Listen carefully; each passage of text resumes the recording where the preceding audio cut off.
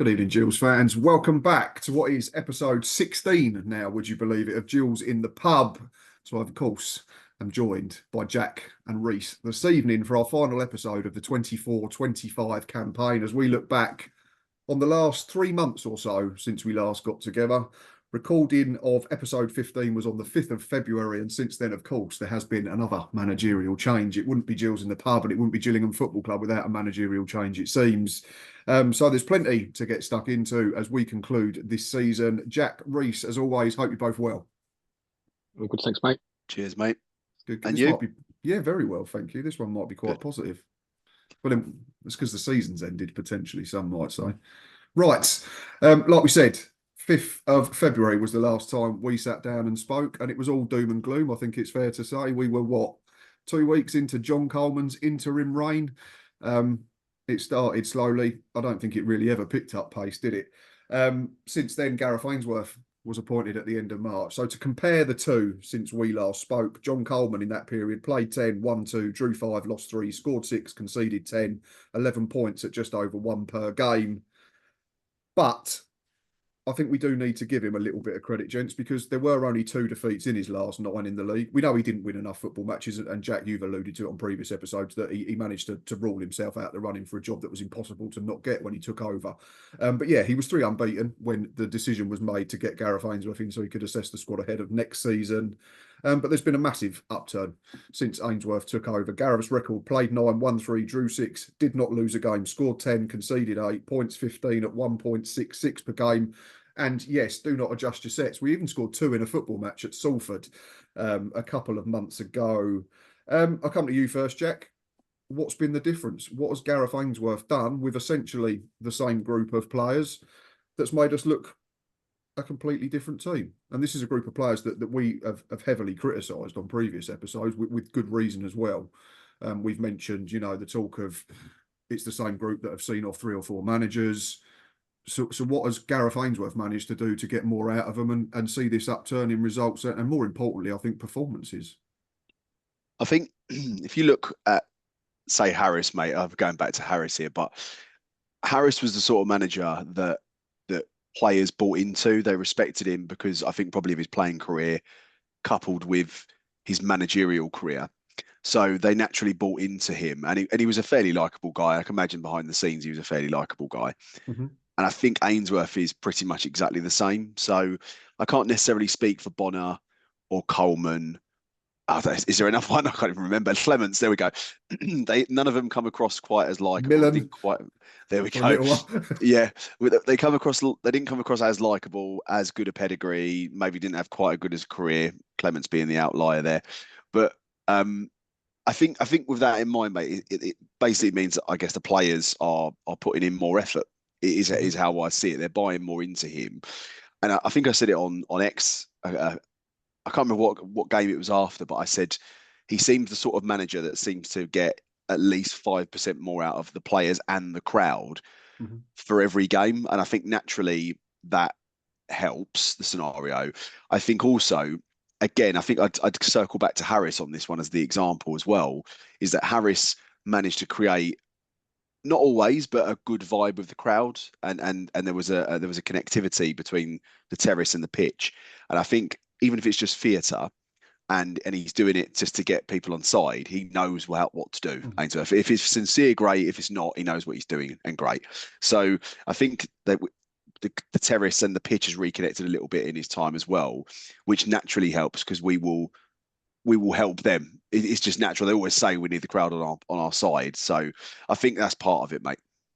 Yeah, I don't disagree with that at all. And like you say, if he's playing the game, then let him play the game, because we don't really care if we're going to win more than we lose. Reese, Jack's alluded there to sort of a comparison with Neil Harris, and we know that some fans weren't a fan of the fist bumps at the end when we won football matches. Gareth has got himself involved in that to a degree. We know Stephen Clements, Mark Bonner, John Coleman didn't want to do that. I think Stephen Clements has, since leaving the club, admitted that he didn't build enough of a relationship with the fan base. Does it seem that maybe Neil Harris and now Gareth Ainsworth are getting the balance right in terms of being a football manager, but appreciating the fact that the football fans are there for a reason, in the sense that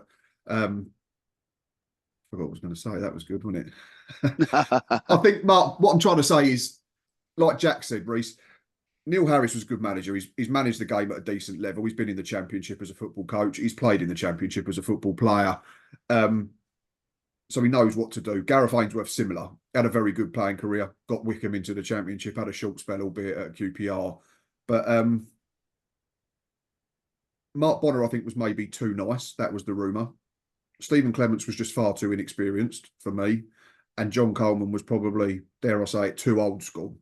Have we now got the balance right with the Gareth Ainsworth appointment in terms of just being sort of a mould of all of them three? That was a long-winded way to get to that point, wasn't it? I'm really sorry. That's right. Yeah, I would say that sort of since Harris, he's the closest natural fit we've had to someone that I would look at and say ticks the boxes is what I'd like to see as a Gillingham manager anyway. You know, yeah, the sort of the building of the rapport with the fans, whether it's for show a little bit, possibly, but I also think it's clever in the sense that it probably builds early credit in the bank. You know, Jack sort of mentioned Coleman and more to the point, Clements in his time here didn't really. I think if you don't really build that rapport up from the start, I think whether we should or shouldn't is a different matter. But fans will naturally probably turn on you a little bit quicker. Whereas I think if you build up that connection with the fan base, you know, because Ainsworth isn't silly, he's very experienced at our level and the level above, and he knows that you can't go. I mean, just look at Walsall. You can't go through a whole season and win every week and go through the whole season unbeaten. Whether you finish top, whether you finish 20th, there's going to be spells in the season where you do it bad runs of form. And I think just by building up that rapport, I think it builds up that little bit of credit so that during them periods, I think sort of the crowd are more likely to stick with the manager in that scenario. And it's probably helped as well, especially from sort of, you know, why has there been an upturn in results and performances? Part of that is, yes, it is the same squad, but also in a way it isn't. Ainsworth has brought players back from the cold. You know, if you look at Dak, who sort of disappeared under Coleman, and since then scored the winner against MK Dons and set up the winner against Wimbledon. And then you've got Aaron Rowe, scored the winner last day of the season, made a goal at Chesterfield, I think. And at home to Swindon. Yes. So I think what the first big thing that he's done is that, one, he's used pretty much everyone in this squad in these few games that he's been in charge for, but I think he's also extracted the maximum performance-wise from everyone that's here. And maybe it's helped the players knowing that sort of what the long-term game is now, because whether they should or shouldn't, I think it's probably subconsciously, and probably for fans as well, that if you sort of, you know, that the manager's only maybe here to the end of the season, it's all very short term, you just tread water a little bit. Whereas I think for both fans, players and club as a whole, getting Ainsworth in before the end of the season and the club nailing down, right, this is the plan, this is the long-term goal for the next 2 years, it's given everyone united with the club something to get behind and sort of and really buy into going into the summer. Absolutely. And just on that point, Jack, that Reece has made there, I think, you know, and again, I say with the utmost respect to the playing squad, they deserve criticism for a long time, but it can't be easy going to work if you think your manager's only going to be there for 3 or 4 months and then it's going to change and you're going to be getting a different voice and a different way of doing things. It can't be easy. We understand they're in a privileged position. They're doing a job that a lot of us would love to do, don't get me wrong. And I think Gareth Ainsworth's been very good at sort of, you know, banging that drum. But just back to John Coleman, because Reece said you get money in the bank by sort of bigging up the fans. I think the difference, and Reece did allude to it, is the fact that Gareth was able to big us up. We've seen him, you know, this to the Rainham end and that type of thing, and at away games. But it helps when you're winning football matches, whereas John Coleman was having to come out and state to the press and say, well, yeah, these fans deserve better, but that's after you've been absolutely tanked at Barrow and you've rolled over. It's a lot more difficult, isn't it, when the circumstances on the pitch dictate? Yeah, I think I wasn't a massive fan of Coleman, mate. I think he's a likeable enough bloke. He was old school, and I think it probably didn't play well to the squad he had in front of him. I think that's probably the difference, to be honest, between the two managers. I feel like Ainsworth is a man manager. He gets the consensus of people behind him. Whereas I think with Coleman, and I felt at the time when he was employed that it was the right call to make. But when you look at it, maybe on reflection, potentially not the right call, in the sense that, you know, old school doesn't necessarily play well to the modern day footballer. And that's maybe not a great indictment of the modern day footballer. I think what's frustrating to see is how much more the players are putting in for Ainsworth compared to some of the others in the past. So to me, some people might say, well, that, you know, it's on the manager then. They should be able to get more out of them. But at the end of the day, the players are the one that are going onto the pitch. And I think a lot of them did have a potential attitude problem with Coleman. You could tell when he left how many of them were happy to see him go. So that's not a great sign. But on the flip side, it is the positive now that we've got Ainsworth is that he's clearly got people to buy into him pretty quickly. And what I would also say as well, I probably didn't see enough of Coleman's tactics and football pedigree in terms of what he wanted the team to do compared to Ainsworth, weirdly, even though he had probably had more games. But I feel with Ainsworth, his style of play is more akin to Gillingham. I think, you know, if you was to look at a style, and I think this is partly the decision-making process of why they've ended up getting him, is when you look at the style for Gillingham, for me, it's blood and thunder, everyone gives 100%, and we get the ball forward as quick as possible. It doesn't matter whether it's on the ground or in the air, you know, especially when we're attacking the Rainham end. I would still like there to be a new town end, Joe, if you're watching this. But and self-service pumps as well. There you go, got it in early. But in terms of attacking the Rainham end and going for it, and the style of play, I feel it's similar to what we're used to and like as a fan base. To play devil's advocate then, Reece, and I'll come to you, is that not how John Coleman's built his teams over the years? I wouldn't say that John Coleman is a football manager that likes to get it down and play through the thirds and play nice looking football. I think if you look at his team that won League Two in 2018, I think it was probably the biggest back four in the history of football. I think their right back was about 6'10". Granted, they had two good strikers, which helps, and that's something that we've lacked for a while now. I think they had Colby Bishop and Dion Charles in that season. But I wouldn't have John Coleman down as a tippy-tappy Pep Guardiola type, would you? No, I think a lot of Coleman's problem come from strange, inconsistent team selection, strange, uninspiring, ineffective use of substitutes at times, which in turn conspired to him only winning the amount of games he did and having, I mean, statistically, he's the worst win percentage ever, isn't he? And I'm not saying he's the worst manager we've ever had, because I'm not sure I'd go that far. But yeah, I don't think it's so much his style of approach to playing football that was necessarily the problem. It was just, I was surprised because for someone of his experience in the game, how many questionable decisions he made in terms of team setup, substitutes. You'd think that someone that's been in the game for as long as he had would be pretty well drilled, but I think 2 or 3 times in his first 5 or 6 games he come out saying that basically he took responsibility because he'd made wrong decisions, which on the one hand is, yes, it's good that the manager's willing to hold his hands up if you get something wrong, but 2, if you're getting something wrong that often, I think it is probably a little bit of an alarm bell to ring for the club, which is maybe part of the reason why. Absolutely. I think the big one was Grimsby, wasn't it? When he decided to bring on Johnny Williams to see a 1-0 lead defended a corner when you had Max Clark on the bench. But yeah, like you say, you want your managers and your players to take responsibility, but it's the old adage, isn't it? If you keep making the same mistakes, then there's clearly a problem. Anyway, I think that's probably enough about John Coleman and Gareth Ainsworth. We've already sort of touched on it, but how pleasing, Jack, was it when the statement came out attached to Gareth's appointment that there wasn't going to be this talk of we've got to get promoted, we've got to win the league, we've got to do this and we've got to do that. It was just right. And we've been banging this drum, I think, all 3 of us for a while now. It was just, let's trust in the process. There'll be a journey that's going to last 2 years. Gareth has said there'll be bumps along the road. We're not going to be perfect all the time, far from it. But trust us to do our job. And he will improve us in the 2 years that he's here. We as a fan base, and this has been mentioned on X, I think, a few times, is it fair to say have become a little bit entitled because of what we've been fed by the board level in terms of, we're going to do this and we're going to do that. And it's a massive case of, to use what Joe Comper has said, is over-promising and hugely underachieving. So how refreshing was that statement? I think it was, mate. I think for too long we've bounced between managers, which doesn't give us any long-term planning, doesn't give anyone a chance to bed in and really get their ideas across and make a real difference.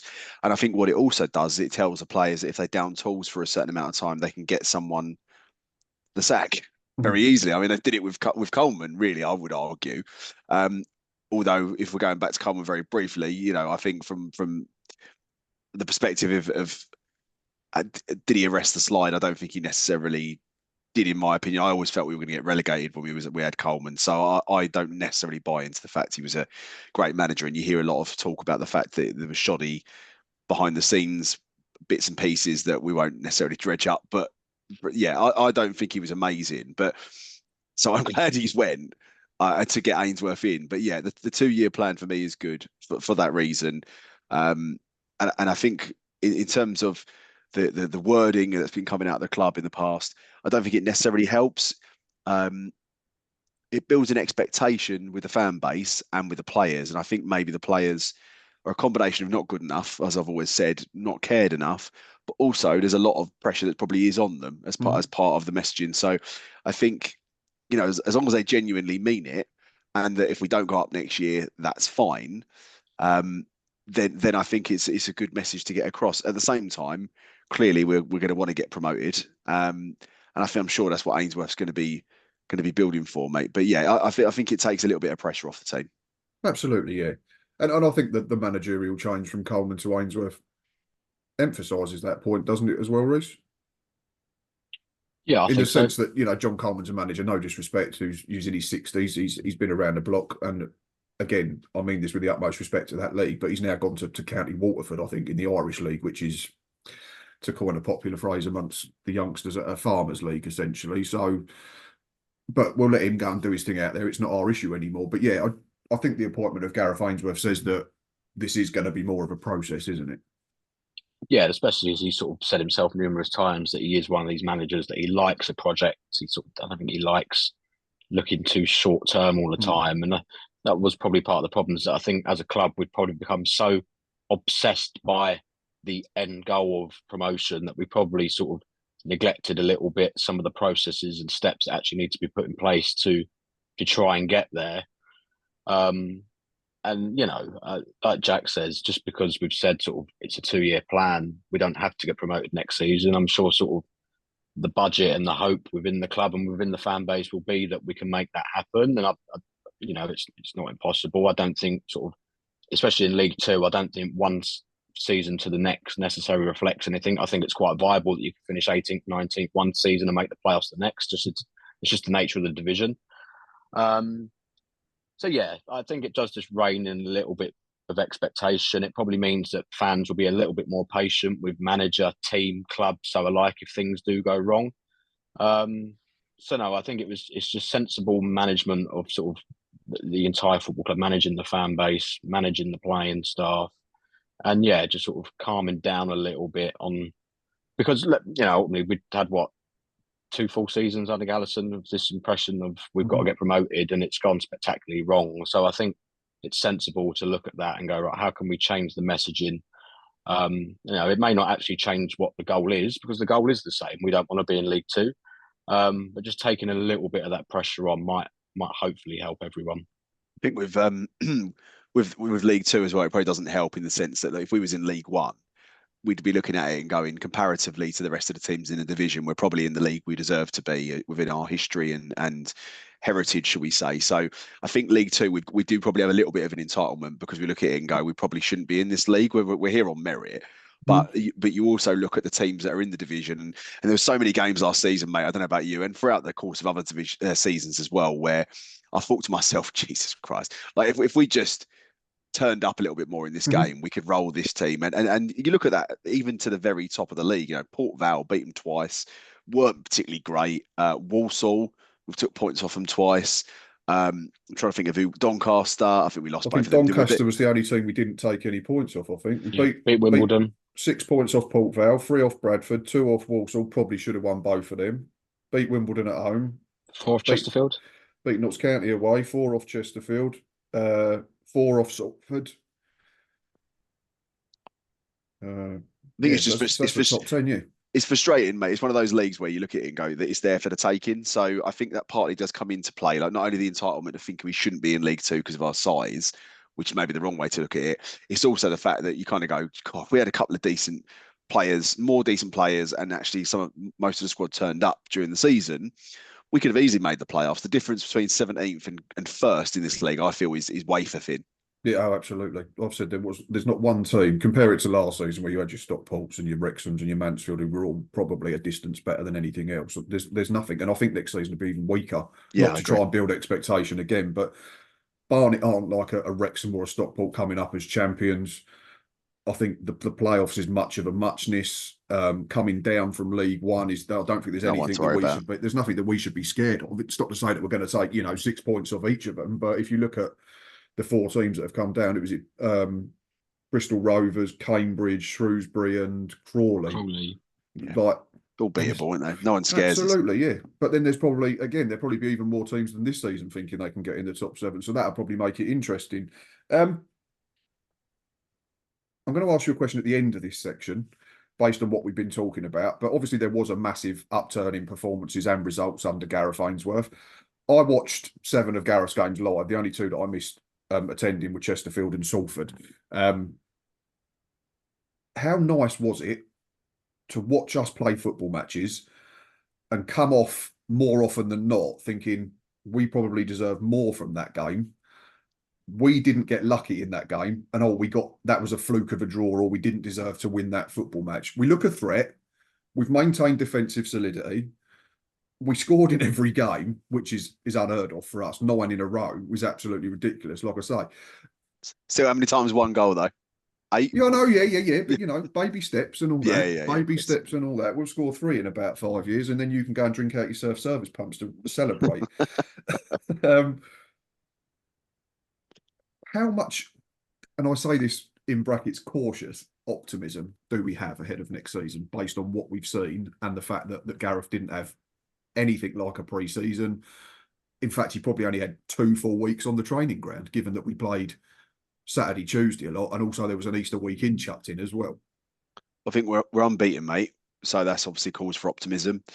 I'd say that squad has been pretty poor throughout the tenure of time, and the fact he's got them playing is good. Obviously, like you say, he scored in every game, pretty much in every game. And I must say, for instance, the Colchester game, again, I put it on X. I don't mind us not losing. I don't mind us losing games of football, or drawing games of football. But when you come off there feeling like they've given their all and that they've battered the other team, that's all you ask for in many respects. And that's what I like about Ainsworth as well, to be fair. I mean, I saw him at the Jeff Hurst dinner thing the day after, or the day he got the job. And his first words to me, and he said it to, in interviews, is the fact that, the players will make sure they give everything and they leave everything out on the pitch. And that's exactly what I felt that they've done. And I felt that's one of the key things as to why we've done so poorly in recent times. So you have to look at it and go, well, if he'd have had the job since the start of the season, which was my choice. I said that on the episode back in last summer, as was Reese, I think, and you, mate, actually. I think we all did, yeah. I think he was the best man for the job. I can't remember. I think the only other one that sort of we thought was higher up in the pecking order rather than Bonner, I think you said Mark Warburton. Yeah, but Ainsworth was the standout, mate. Ainsworth was absolutely agree. So if we'd have had him at the start of last season, would we have signed better players in the summer? Probably. Would we have done better with the squad we had? Probably. So therefore, I think it serves for a lot of optimism. The only thing I would say, and we're getting onto the retained list a little bit here, is that, and passing thoughts on that, but there's not many players on the transfer list. We haven't let that many go, and he wants a small squad, so it doesn't bode brilliantly that we've got a lot of wiggle room to bring in too many players. Although I could be wrong. Let's see what happens. But I'm not convinced if we keep that squad, the majority of that squad, I'm not convinced we go up even with Ainsworth. So there does need to be some changes, in my opinion, and that means letting players go that are under contract. Yeah, I think there's a case for that. Reese, is there any way in any world where with minimal incomings we can finish top 10 with that squad that we've got at the moment without too many transfers in? Well, I suppose Ainsworth's form since coming in would suggest yes. I suppose his points per game return would have you somewhere in around the right direction, wouldn't it? I think talk amongst yourselves, I'll work it out. I think sort of the big thing that has been good about Ainsworth so far is that we're starting games the right way. I think when I looked, I think we've only conceded the first goal once in a game under him. So Twice. Naturally, a Twice. lot of our first two games, I think, didn't we? Was it? Because we had to rely on penalties. Colchester won, wasn't it? and Harrogate. But at least for once, the 2 times we have gone behind, we've actually found something in response. Mhm. And at least the rest of the, like I say, we've scored in all the games. Most of them we've scored first. And where, despite the fact we've been so poor going forward for the last couple of years, where we have generally been quite good defensively, quite often we can be fairly confident if we do get in front in a game, it is quite unlikely that we will lose from them positions because us conceding twice from a lead, we have had time that we've done it, but it doesn't happen too often. And there's been sort of 2, if not 3 games we've scored really early. I think was Salford, did we score? At Cheltenham, did we score really early? Yeah, that's minute. And Chesterfield, I think, as well. I think they were all first 10 minutes. Yeah. Yeah. So that's one of the big things I've noticed anyway. I think we start games a lot better, a lot faster, a lot more on the front foot. Didn't win any of them. So the thing is, we did that with Bonner though, mate. As well, to be fair, we did it with Bonner, and look how that went. I was going to say, to come back to your point about the players, it's the same issue, isn't it? We're always starting been well for new managers. Been good leading. We've always struggled to chase games in the last 5 years. Yeah. That being said, then to Reese's point, we are chasing games better, which is good. But for me, it's partly, you look at it and go, well, are they just? There's a new manager bounce, and they're playing for their status in the club because the season's ending, contracts are up, people might go on the transfer list. So let's see what they're like over a 46 game season, mate. I think there was probably too many draws. Well, obviously we've gone unbeaten, which is brilliant, but there's some of those draws I felt we could have turned into wins, where we've not held on to the lead, or we could have finished a team off and won the game. So there was frustration in that regard, but it streets ahead of what's gone on beforehand in the season. Absolutely, that's what I mean. It's frustrating that you're saying, "Oh, we've only drawn against Colchester, or we've gone to Salford and we've only picked up a point, or we've bossed Chesterfield first off and only drawn." Whereas before, it felt like, "Oh, we're relying on a corner or a set piece, or the referee." Or we've got easily beaten. Or we just rolled over, like we did at Barrow. Yeah. And in answer to your question, Reece, 76 points based on his PPG since he arrived, which would have you in 5th place this season. Question I wanted to ask you on this section before we move on to season tickets. What constitutes a good season in 25-26? And I understand it's very, very early. I will start this off. I think if we're in the top 10 next season, that equals a very good season. I'd even say top 12. That's massive progress on what we've seen over the last 3 or 4 years, because we've predominantly just dropped with every single managerial change. So I think if we're top 12, top 10, then I'll be fairly happy. Remind me of this on the second episode of next season. I'd say a good season would be top half, a very good season would be playoffs, and a brilliant season would be top 3. Reece? Yeah, I'd probably say we want to be in that top 10, and sort of to throw in a little bits away from just raw league position, us to sort of be 60 plus goals, maybe 55, 60 plus goals, rather than us sort of averaging a goal a game over the course of the whole season would be nice. And having a proper identity, I think, as well, which I think we've seen in spells, at least under Gareth Ainsworth. Yeah. Blood and thunder, as I say, working hard, getting the ball forward quick, regardless of how we do it. I think for me, as I say, mate, that is Gillingham summed up in many respects. We're not a tippy-tappy club. We're not a long ball club necessarily. We're a fast, direct, fast-paced, get people off their seats, get the crowd on board in the rain and then sucking the ball in the net type of a club. And I think that ties in well with who we've got as the manager. Personally, I'll say that now. Let's see what happens on the second episode. We'll probably be down to the next manager. People have literally just recorded the last 5 minutes of me and you saying things. Reece has been sensible and kept himself out of making big statements. Season tickets, gentlemen, were frozen on the 24-25 prices for the new campaign. Number one, I think after last year's small gripe from the fan base on a technicality surrounding the pricing, I think it's a good gesture from Brad and Shannon, whoever else has made the decision. But at the same time, I think they couldn't raise them, could they, after what we've watched for the last two years since they've been at the football club? No. I think when we played Newport away under Coleman, wasn't it, and we lost 3-0, was it? think I tweeted afterwards. 3-1. I think we did 3-1. score. Oh, there we go. We did score. I tweeted afterwards just saying, good luck. Good luck with the season ticket announcement. And they put it off a few weeks, got Ainsworth in, which is probably part of the thinking of why they got him in early as well, really, because I don't think we'd have sold loads of season tickets under Coleman. But didn't they delay his announcement until he'd advertised season tickets at Shrewsbury Town as well? Yeah, bless him. Yeah, that's going to be a tasty game next year, especially away. But I think, they couldn't put it up. I mean, you can't.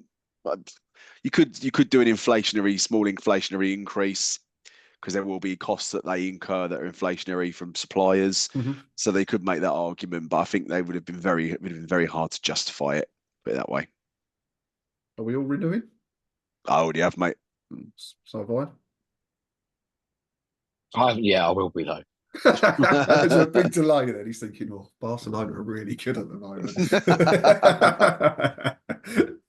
I always like, as weird as it sounds, I'd just like to see the money in my account for as long as possible. So it'll probably be the 30th of May. Because the deadline's 31st, isn't it? It's probably on the 30th. I'll probably go and renew it for my something like that. Yeah, I think it is. Yeah, but there's no doubt I will be doing it. I think I'd like to say, I don't think they could put it up after sort of the last couple of years. They've been clever, sort of tied it in with a feel-good factor around Ainsworth coming in. I think it works out, 16, 17 quid a game with the Red Men, which is not too bad, really. Is it 350 for us, isn't it? No, I think it's 360 or 365 or something like that. It might be 365 actually, yeah. So yeah, pound a day. Can't argue with that, can you? Yeah, 15 quid a game, just under 16. Sorry, yeah, which is, and I think Avers works out about £2 a game. So very good. Relatively, I was going to say, just very briefly, mate. Relatively not too bad compared to the rest of the division as well. I would say there are some teams that have got extremely high season tickets prices, so I think we're in the middle. Yeah, I think we are. I mean, we know and teams. I think we always use Bradford as an example, is a really good one, where the more they sell, the cheaper it becomes. But I think for what we get, where we are, I don't think it's a bad price, under £16 to watch League Two football. And the form helps, doesn't it? Not just with season tickets, but also with potential new signings. Because you don't want to be joining a football club that's lost 7 of their last 8 and been heading down the table. So to be able to have Gareth Ainsworth and Joe and whoever else is involved in the recruitment process in a position there where you can go, well, look, we're a team we finished the season strongly. We're 12 unbeaten. We're going the right way. Season tickets are being sold. It gives you more of a chance, doesn't it? And more leverage in terms of trying to attract people and getting them to sign on the dotted line. Yeah, and I think if you look at, conversely, you look at Scally when he was the chairman, he who should not be named, I should have said. But that's an interesting one. We didn't put that on the list of things to talk about, actually. No, because every time we mention it, my Wi-Fi drops out. So you two will have to co-host for 10 minutes. There's a thunderclap every time Scally's name. Exactly. I think conversely, the reason we didn't sell a lot of season tickets brilliantly in his tenure was partly because people didn't like him, like me, but also I think you just saw the broken promises, but the lack of any ambition, really. And I think that's the difference here is, they're reining in expectations a little bit, and there might not be that many people we sign this year compared to other years.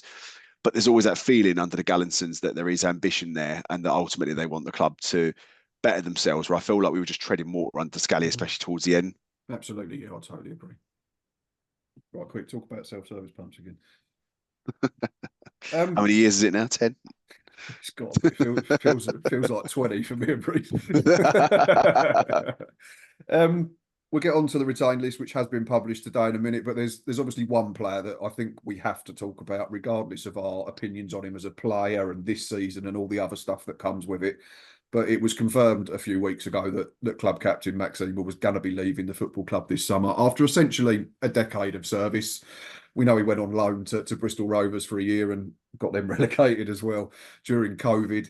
But 439 games for any player at any level, certainly in the modern game when loyalties are probably very thin on the ground, is testament to Max's ability and maybe more his longevity. And I know some fans will say you have to look at where we've been and the decline that we've maybe had in the time that he's been with us.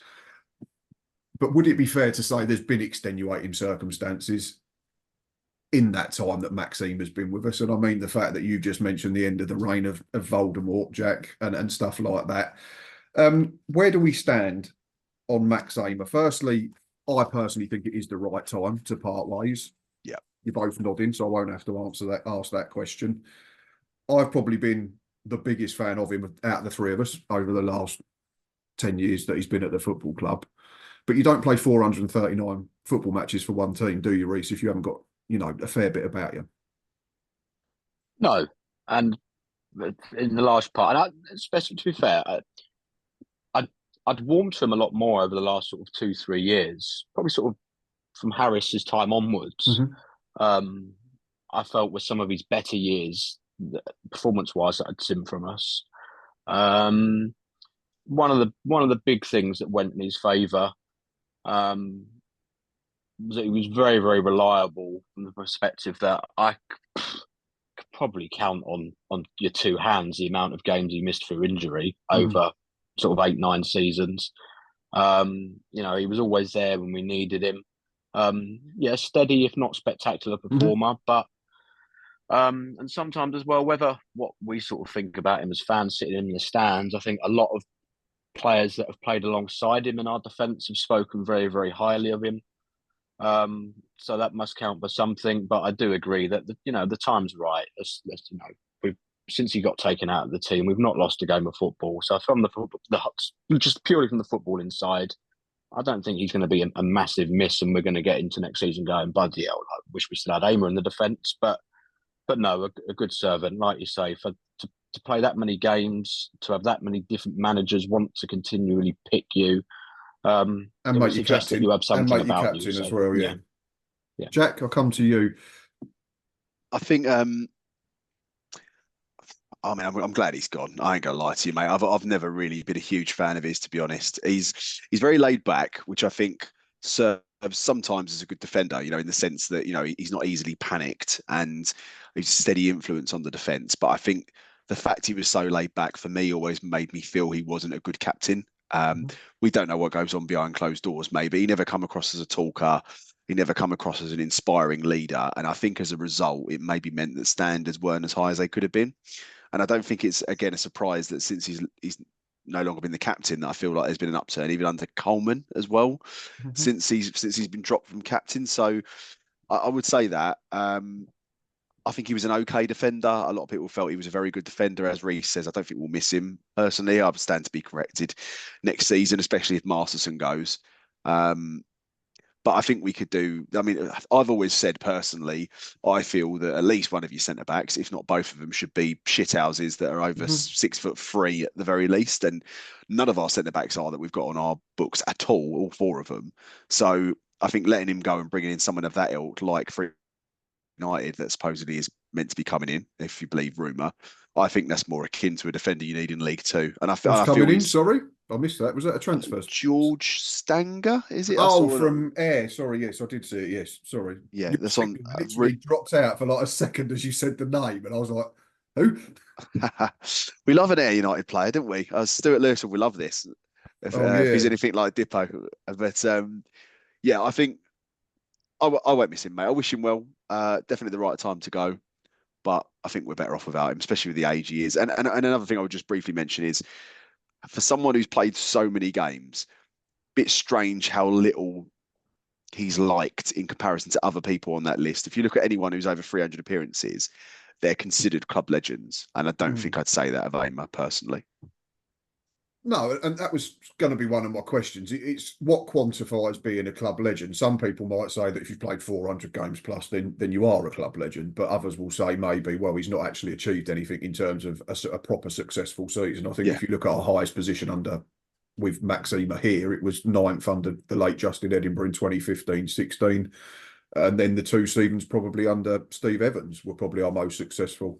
Oh, no, sorry, he wasn't here for the second season under Evans, was he? That was his season away. I'd say, mate, a person who's considered a club legend, I guess, is someone who's been through successes, as you've said, and or someone that is a bit of a cult hero that's given their all, and you always felt like, left nothing out there for the badge. And he's had neither, really. I think he stayed here in many respects, bar one season, through convenience rather than actually him loving the club. So I never really felt he loved the club. When you get that reciprocal sort of love that you see, like Hessenthaler, for instance, Cody, people like that, that's where I feel. So I think that's another factor as well. Again, just his laid back nature, mate. It might be that he does love the club, but he's one. If he became a manager, he's a bit like a player version of Clemens in terms of the attitude towards the fans, not getting them on side, which I never think has ever helped him. Yeah, I can understand that. Yeah, and I think that's probably certainly a factor into why the decision was made. And we didn't see him for even a minute under Gareth Ainsworth, did he? He was brought out onto the pitch before Swindon. I've written down a couple of memories. I think one game you were there for, Jack, Shrewsbury away, Shrewsbury away. 2015-16. Scored the winner after Jet had smashed in two to get us back from 2-0 to 2 each. Unbelievable. I think some people forget 2016-17, Reece, he scored 7 goals that season and earned us 16 points from the games he scored in, which essentially went a bloody long way to keeping us in the division at the time, because we were awful, and that was the season we all went and stood at the back of that stand at Northampton on the final day, relying on Port Vale not scoring against Fleetwood at the end, I think. His last goal came at home to AFC Wimbledon in February 2023 in a game that was won by Shea Alexander's goal of the season. We'll leave that there. It was one of the most underwhelming goal of the seasons, I think, ever. And his last clean sheet when starting a game was against Morecambe on the 1st of March. I think my last memory of him this season was mouthing off to the fans. No, I was going to say smashing into the centre half against Accrington to allow Max Clark to whack one into the roof of the net, which was quite good. So fair play, yeah. He certainly knew how to play the game. But yeah, again, that was probably another contributing factor to why he firstly lost the captaincy and ultimately maybe left the football club. Right, retained list was published earlier this afternoon or this morning at some point. No real shocks for either of us, any of us, I don't think. Maybe the only one for me, possibly not massively, but a little bit, is that we're in discussions with Ewan Williams still. I thought he might have gone, to be fair, but other than that, yeah, I think so. Maybe I'm guessing he's probably low risk, isn't he, in terms of wages? Can play a couple of positions, and you'd feel sorry for him because we spoke last summer, didn't we? We said he came in because he probably thought that we weren't going to get the Dacky deal over the line, and then the Dacky deal did get over the line. Ewan Williams got sent off in his debut and essentially played catch up on the three different managers last season, wasn't it? Yeah. The only one for me in terms of, because we don't know the background, we don't, we're not on the training ground every week. In terms of numbers, certainly first half of the season of those that's been released was maybe Jaden Clark, who's been released as our top scorer with 9 goal contributions during the last campaign. But like I said, we're not privy to certain information, so we have to trust Gareth and Dobbo and all the other people that have made the decisions, don't we? I think with Clark, mate, he was, I suppose, a couple of factors I would say. Played left wing, but never really had enough pace to be there, even though he did pop up with goals. So I always felt that he kind of restricted us. For me, a winger should be pacey, just that outright raw pace. He doesn't have that. And he could never get into the cam role because we've got other people that are better than him at it. So I never really felt he was an absolute nailed-on starter in any position he played. And I always got the vibe that he didn't have the greatest attitude in the world. I don't know if that's unfounded, whether it's untrue, but he never come across like he was completely all in. For me, he looks like the sort of lad that could play higher than the level he's at, but his attitude looks lower than the level that he's actually at. That's kind of the vibe I would get, which probably explains why maybe he's been released by the likes of Tottenham. He probably wasn't going to make it at that level, but then to go from Tottenham to Dulwich, it's quite a drop, really. I think he went even lower than that. So, yeah, he's one of those players which I think we'll look back on his career maybe and regret not applying himself quite as highly as maybe he could have done. Again, I don't know if that's unfounded, but that's just my opinion. Or hopefully not against us if he comes back as an opposing player, or he realises that, and if it is the case, and then knuckles down and does fulfil that potential. Right, let's go through the squad quickly. Glenn Morris, Robbie McKenzie were announced last week, 2-0 deals. All happy with that? For me, they were the first two that had to be done. We've got plenty under contract. Maxime, we've already spoke about being released. Ollie Hawkins, no shocks really. Didn't score enough in his time with us, despite having his strengths and versatility to play centre forward, centre back. But if we're a team that wants to be in the top 10 next season, not going to happen. I don't know, mate. If I look at someone like a Harry Smith, who I'll always bang on about because I think he is the mobile, better version of a Hawkins. That's the thing. He wasn't mobile enough for me, but I don't think you could expect a lad of that size to score that many goals. His game is to put himself about and cause havoc. And I think he did that in a lot of games. But if you hear of the sort of reported wages he was on for the age he is and the goal return and the amount he played because of his injury in the past, I think it was the right decision made. But we need to, in my opinion, bring in someone similar to him if we can. Oh yeah, absolutely. I think we need that type of strike. I mean, we might have it. We don't know. One, because of massive questions over his fitness, and Elliot Nevitt again might improve further next season. I know a lot of Tranmere fans said he started slowly when he was there, and then Crew fans said he started slowly and then had a really good season that got him into the playoff final. Who else was released? Jaden Clark, we've already spoke about. We've already mentioned Max Ehmer. Alex Giles, no surprise, dropped down on loan to Aveley, who I think finished bottom of the National League or National League South. Has been surpassed and some by Sam Gale in the last 12 to 24 months. Timmy Dieng was happening because he went out on loan to Cheltenham. Ashley Naderson was on loan at Sutton, same reason. Is that everyone that was released? Max Ehmer, Ollie, Jaden, Alex Giles, Timmy and Ashley Naderson. We've offered terms to Bradley Dack, Ewan Williams, Max Clark and Connor Masterson. Jack, I'll come to you first before we discuss all of the quartet. If you can only pick one to stay, who would you be? Masterson. Reese? Yeah, I'll go the same. Yeah, I think so. There's always I was going to say, man, I don't think Dak's fit enough. As much as I'd love him to stay on reduced wages, Ewan Williams probably not good enough. Bit of a shock that he is. Like Reese says that he's being offered something. To be honest, even with the and also we've got loads of centre midfielders as well, haven't we? We've got plenty already. Like doesn't make it much. And Clark blows hot and cold, mate, for me. Although he got in the League Two Team of the Year, I think it was. Yeah, not sure on him. Not sure on him, especially when you play wing backs, which we probably won't do next year. I dare say. I could be wrong. I don't think that's Ainsworth's style. But if we were to, I'd prefer a wing back to have more pace, to be honest. And that's weird because I thought he was better as a wing back than we saw him as an orthodox left back at the start of the season. But we all see it different, don't we? And again, that could just to go back to the Max Ehmer thing. I think Ainsworth's two successful Wycombe teams have been a 4-3-3 or a 4-4-1-1. So I think that probably is another factor to why Max Ehmer has been released, because I don't think you can play him in a pair anymore. Reese. No, that's fair enough. That's fair enough. But no, I kind of agree with Jack on Max Clark. You've seen him have some blinding games for us, and seen him have some. Maybe I just love players some called real Max. shockers as well. But whether he sort of gets himself into them areas as much as we'd like, maybe not. But when he does get into the final third, he does have really good reliable quality, which you can't always guarantee from a fullback at this level. So, no, I'd be quite happy if he stays. But I wouldn't be surprised if we do bring in another fullback, whether he stays or not. To be honest, because I don't like the fact that had Clark have sort of been injured, with them pushing OG out there or someone that sort of not doing it naturally. So regardless of whether he stays or goes, I'd like to think we'll bring someone else in anyway. But no, I wouldn't be disappointed if he stayed. No, I wouldn't at all. I think that left back we do a medical for him.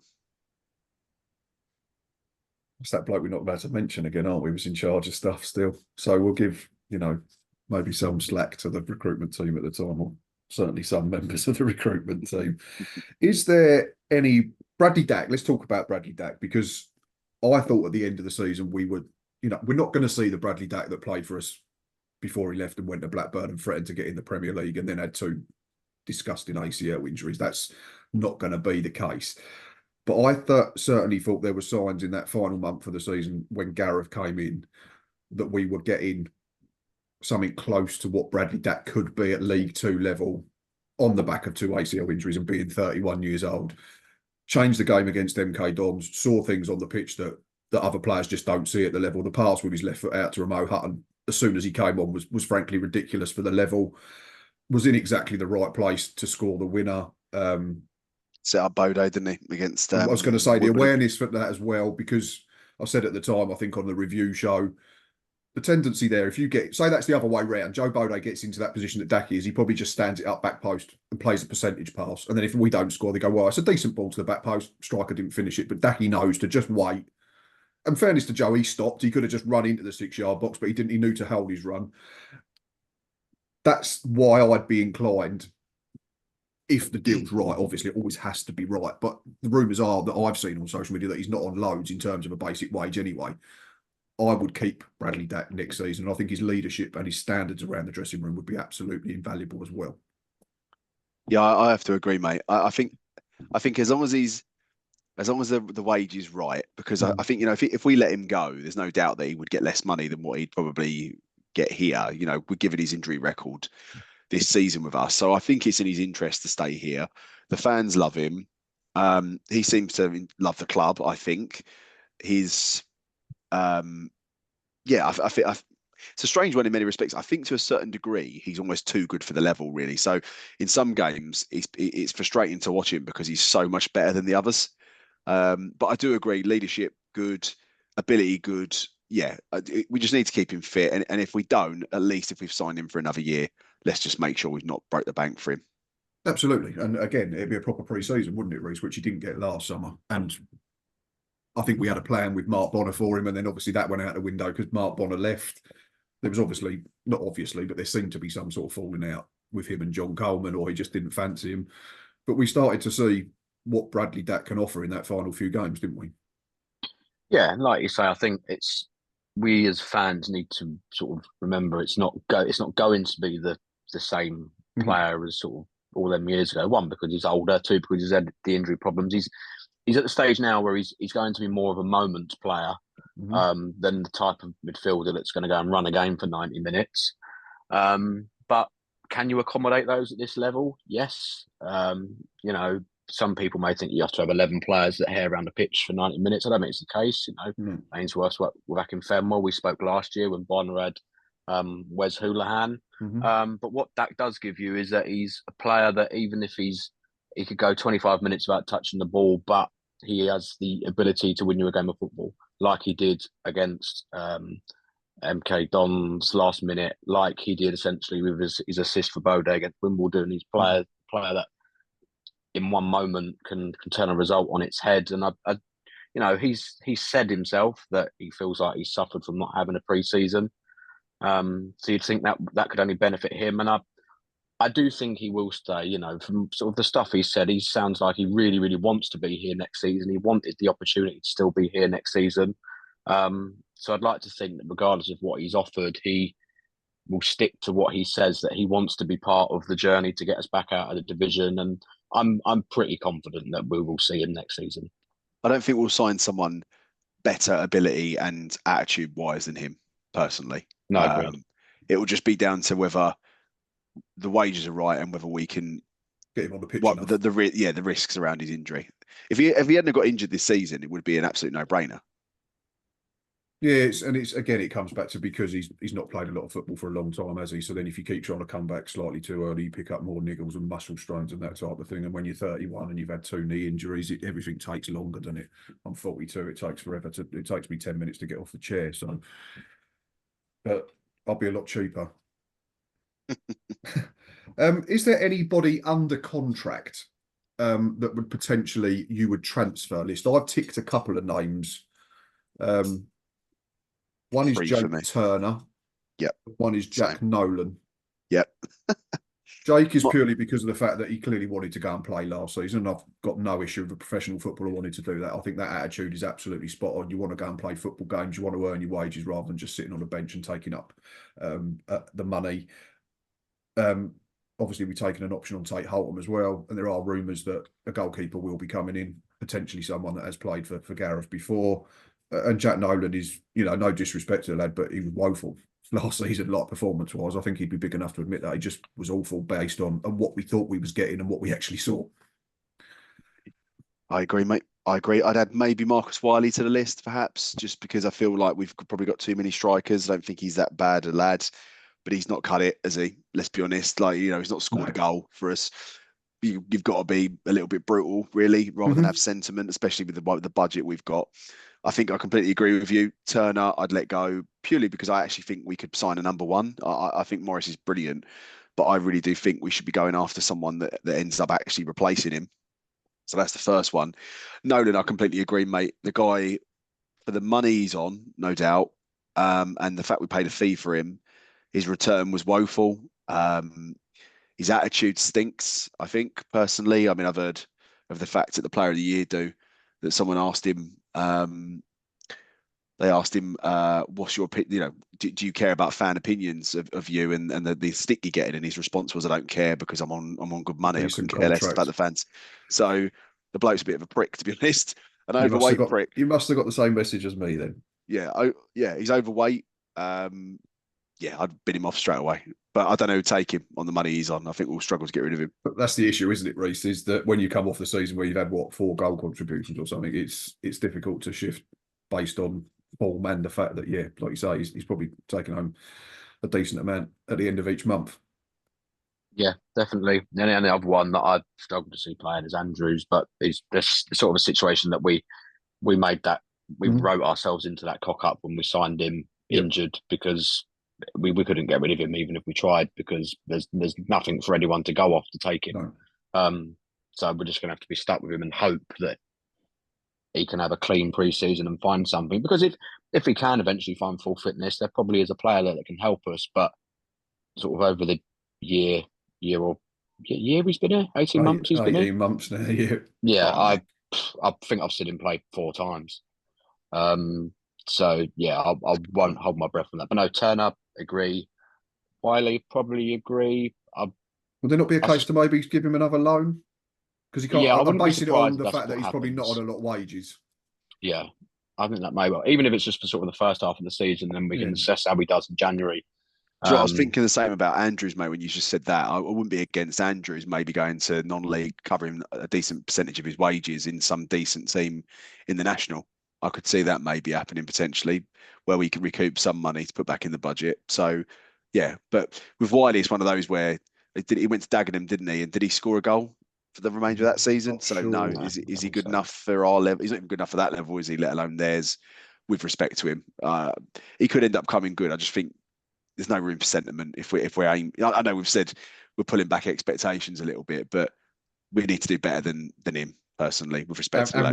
And we've given Bradley back a new contract, but we're not doing anything on sentiment. This is the problem. Isn't it? So if we look at the retained and just look at the under contract list in isolation, you've got Wiley, you've got Bode, you've got Nevitt, you've got Andrew. So if all 4 of them were to still be here, it doesn't give us an awful lot of room to work with in terms of bringing another striker in.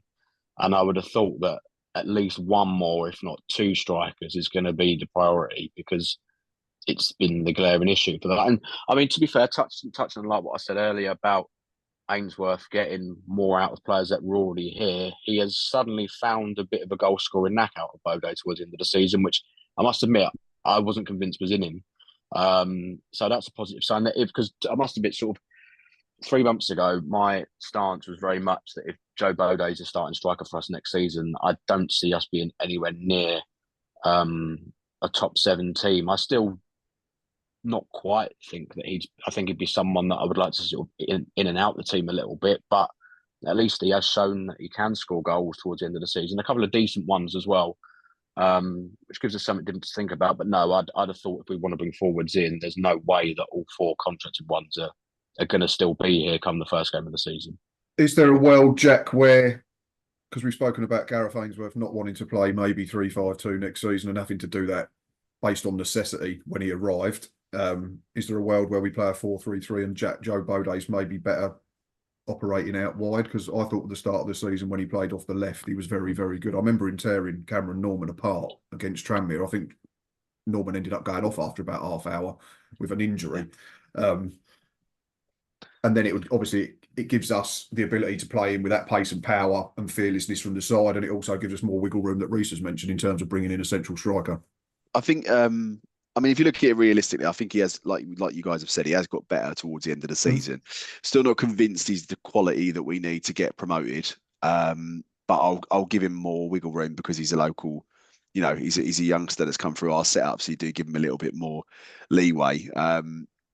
Yeah, I think personally we could sign 2 decent wingers, you know, that would probably be better than him, to be completely frank. And I think 2 other names I'd throw out there that I wouldn't be devastated if they left, but I don't think I'd put them on the transfer list necessarily. Is probably Nevitt, if I'm honest. Goal return, not good enough. versus probably the wages he's on. He's from up north. Does he really want to be here? Yeah, I don't know. He's improved under Ainsworth, though, is what I'd say. And Hutton, I wouldn't be against him going. I think he again got better under Ainsworth. But if we're playing with wing backs again, not convinced. I mean, his crossing ability is brilliant. There's no doubt about it. But don't know. I'm not convinced on him. Yeah, we've said before that we felt he was better than Alexander.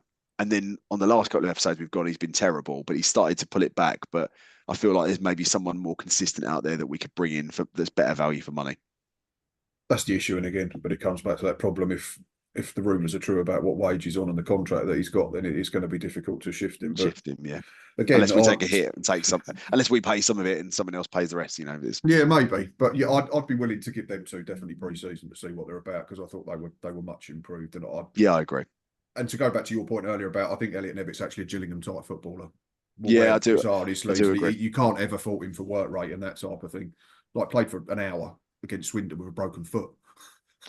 Yeah, he's a modern day Gillingham type footballer because he don't score. But but equally, yeah, he does work hard. I can't doubt that. I think that's he's kind of the scouse in him, to be honest. They just leave everything on the pitch, don't they? So I imagine he's an Ainsworth type player in his attitude, but on ability, not great. I mean, and you look at his record. I've said it before. You look at his record before he came here. Put Crewe aside, before that, he'd scored 4 goals in 40 games in the league. So I don't think he's up to it, mate. Personally, I think at most he'll get 10 goals for us next season, even if we're flying. So I feel he's that'd be a 5-year contract if he gets to double figures. Yeah, well, true. Yeah, well, for us, mate. Yeah, but then if you look at you want a 20-goal season striker, which was outrageous to say because we've got about 40 goals across the whole team. But yeah, I can't see him being prolific for us, mate, is what I would say.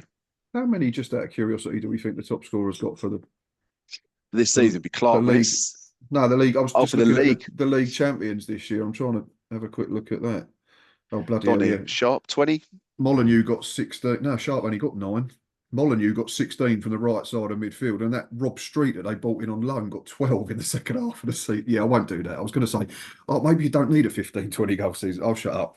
It's mad with strikers, though, how we've joked about it at times, that how just strikers come here and then suddenly just as if forget they've ever played football. So you look at Bromley, and Cheek's like 34, isn't he? And he'd never played a game in the EFL before this season, and then just steps up and wins League Two Player of the Year, top scorer, top English goal scorer across all the divisions, isn't he? I think. And I think there's about 8 or 9 assists how have we managed to sign so many over the last 3 years, including people like Nevitt with a decent record in the year before, and it's crazy. Like, fingers crossed this summer's the year that we finally somehow break that curse. But well, I will say, mate, on that point, I was speaking at the Jeff Hurst dinner. One thing Joe Comper said to me was that in past years, maybe with recruitment, they've had a smaller list of names, and then they've kind of gone to sometimes the last resort.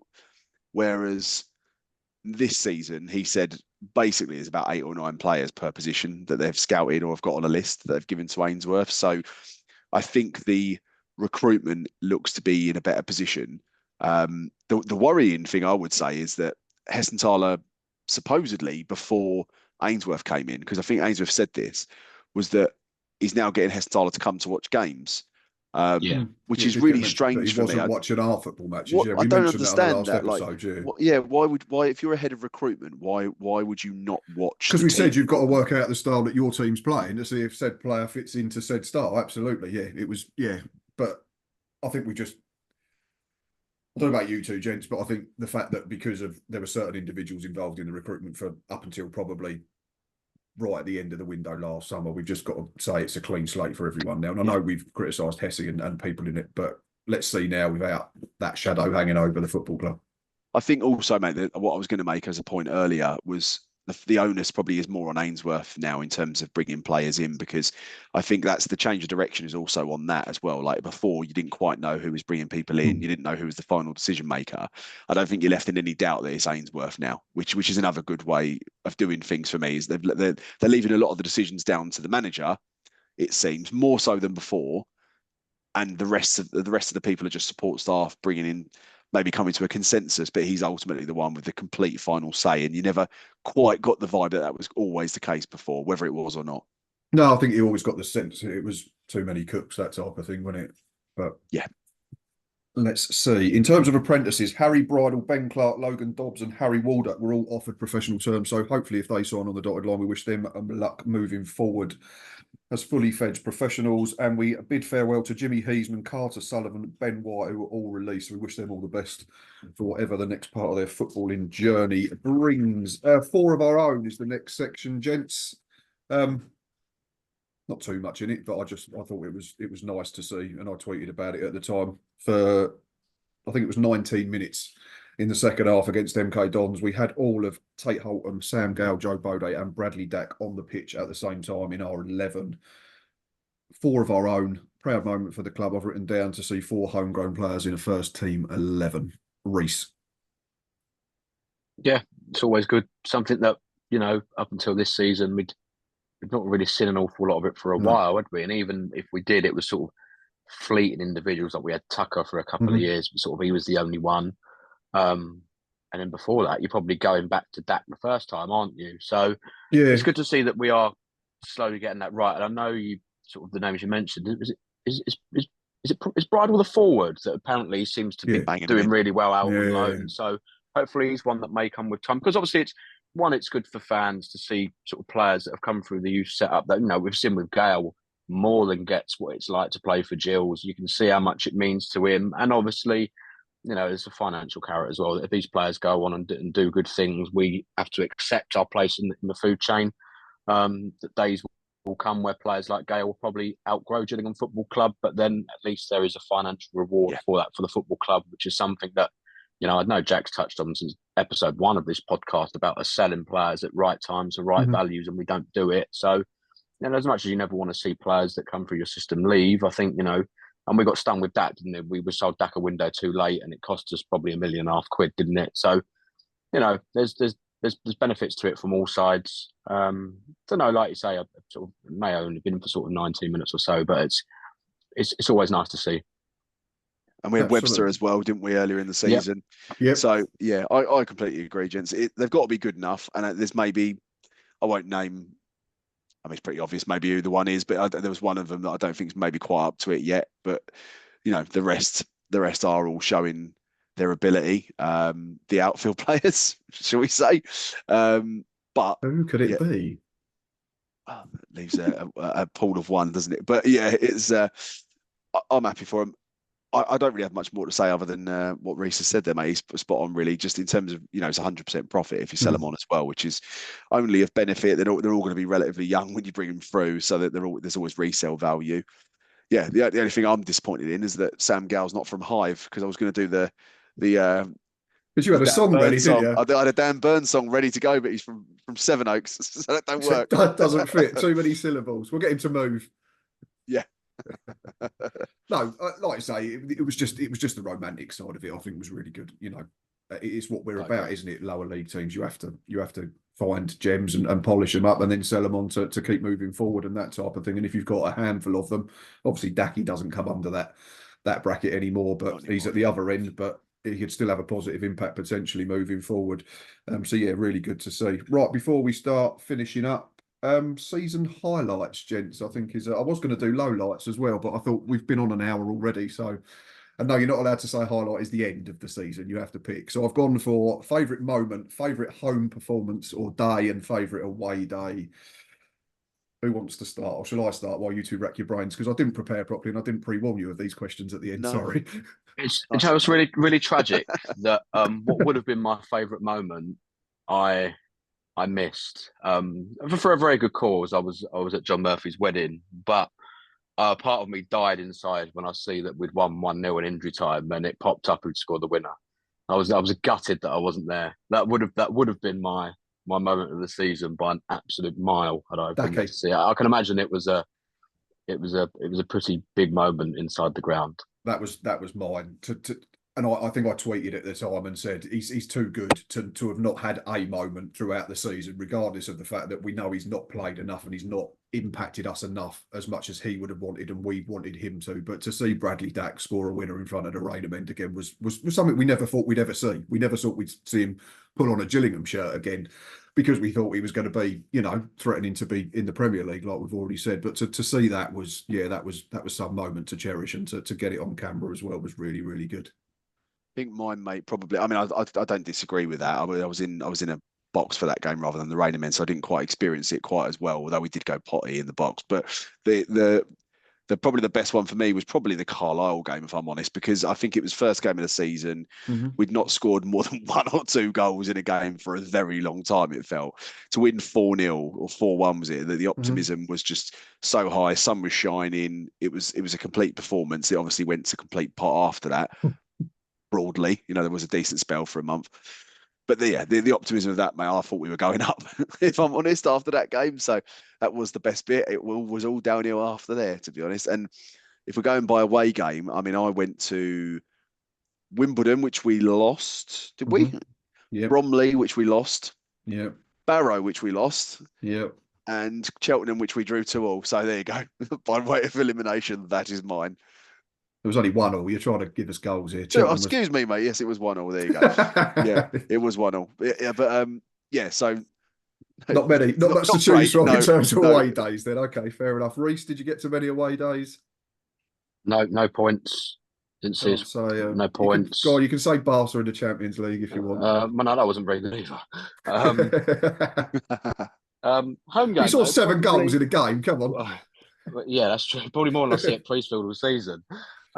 For us anyway. Home game, first one that comes to my mind was probably, especially as it was early in the season as well, when we still sort of was operating on that delusion that we were going to win the league. Tranmere, we went down to 10 men, didn't we? And then become some sort of free scoring power force for half an hour. That was a bit of a culture shock and was quite nice at the time. Yeah, it's fair to say we peaked fairly early in the campaign, wasn't it? It was up until September. We was all like... I was thinking this the other day. Like, if you'd probably taken the first 10 games and the last 10 games of the season, we'd have been probably league winners by a mile. It's just for some reason we won the Champions League. Yeah, it was just the 25, 50, 30 games in the middle that cost us, unfortunately. Small margins and all that. Yeah, I think my favourite away game, when on reflection, was England beating Greece 3-0 at the Olympic Stadium in Greece. There you go. That was my best away day. Fair enough. I'll be the only one. I'll pick a Gills one just to be. For me, final day was great fun. I mean, Notts County in September was really good for the similar reasons. We thought we were going to win the league. We went to Notts County and kept a clean sheet. It was sunny. Port Vale was really enjoyable. There was a fancy dress and Hawaiian shirts and all that type of thing, which a lot of people got involved with. The atmosphere was decent because it was final day of the season. It was decent because Port Vale were potentially going to win the league.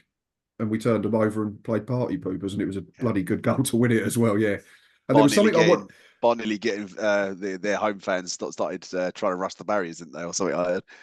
Apparently, but apparently we weren't, backwards in coming forwards as well. A few of our fans who were then putting stuff on social media how they'd been pushed over and attacked. But we'll leave that for other people to talk about. But yeah, I'm sure it was, to quote Mr. Lloyd, a gentleman's excuse me, or a 6 and 2 threes. Yeah, so that was my Dacky moment of the season. Home, I actually went for Wimbledon. I thought that was a really good performance on the day against the side that were in the playoffs. Carlisle, I can understand why, because we scored 4. Tranmere again, because we scored 2 with 10 men. I thought Wimbledon, we were really good, super solid defensively. And for me, it's no coincidence to go back on your point and Reece's, Jack, about, lots of it was rubbish, and if you just had the 2 bookends, it was good fun. All my best moments were under Gareth Ainsworth. Yeah, I think if it's a hypothetical one, but if we'd have scored in the last minute against Colchester, I'd have said that'd have been the best one at the home one of the season, because I think that was our best performance. I dare say one of our best ones. Yeah, but just couldn't get the final goal, unfortunately. But that was very good as well. But we've drawn it, so I can't say it's the best home performance. Any other business, gentlemen? No, I've got the Brighton Moore stand. You've done that. You've done self-service. And self-service. And also, I will say, there's no longer the Tom Nichols header, but there is the Bode and Sam Gale header, which I won't say on what betting platform it's on, because I don't want everyone to go and do it and then reduce the odds. But they're quite high. And he cost me £1,000, Sam Gale, by heading the ball onto his hand from 2 yards out against Cheltenham. So if he watches this, he claims he did bag one. I'm not convinced he did head it. To be honest, I don't think you'd have got it even if it had been allowed. Yeah, I'm sure they'd have wriggled out of it. Yeah, they always find a way, don't they? Yeah. Gentlemen, as always, it's been a pleasure, not just today, but thank you for the whole season. I do appreciate your time and I do appreciate your knowledge and the laughs, because we do have to have a laugh because it's been hard work at times. So thank you very much to both of you. Thank you very much to everybody who is watching and listening. Like I always say, it does not go unnoticed. It is always highly appreciated. Please continue to press like. Please continue to press subscribe.